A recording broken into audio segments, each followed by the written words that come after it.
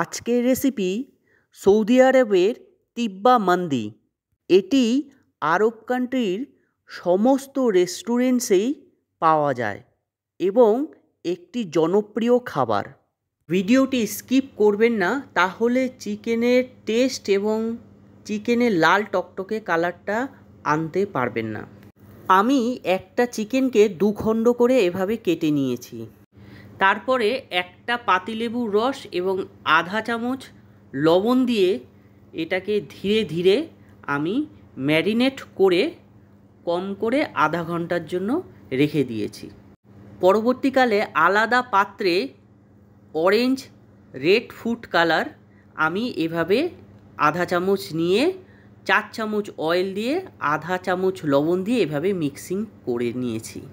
10 থেকে 15 মিনিট এভাবে রাখবেন, দেখবেন তেলের মধ্যে কালারটা ছেড়ে দেবে। এভাবে লবণ দিয়ে করলে অতিরিক্ত যে কালারের ওয়েস্টেজটা থাকে তাহলে বেরিয়ে যাবে এবং কালারটা আপনি পিওরভাবে পাবেন। এটি একটি খুবই সিক্রেট এবং সম্পূর্ণ এইটা দিয়ে আপনি ম্যারিনেট করে নিন।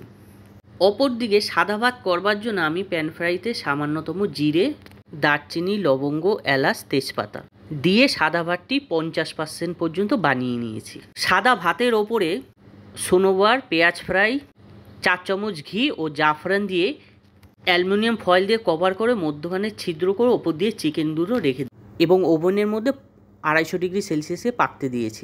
এভাবে দেখুন বন্ধুরা, 1 ঘন্টা পরে আমার চিকেনটা কত সুন্দর মিষ্টি কালার হয়েছে এবং খুবই এটি একটি লোভনীয় খাবার এবং আপনি এটি ভিআইপি গেস্ট এবং অতিথির সকলকেই আপনি এটা দিলে আপনার অবশ্যই প্রশংসনীয় হবে।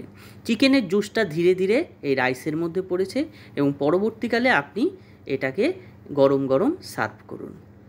এবং কলকাতা দাদা কুকের নতুন নতুন রেসিপির জন্য আপনার চ্যানেলটাকে লাইক করবেন, ফলো করবেন এবং শেয়ার করবেন, কমেন্ট করবেন। সকলকেই শুভেচ্ছা।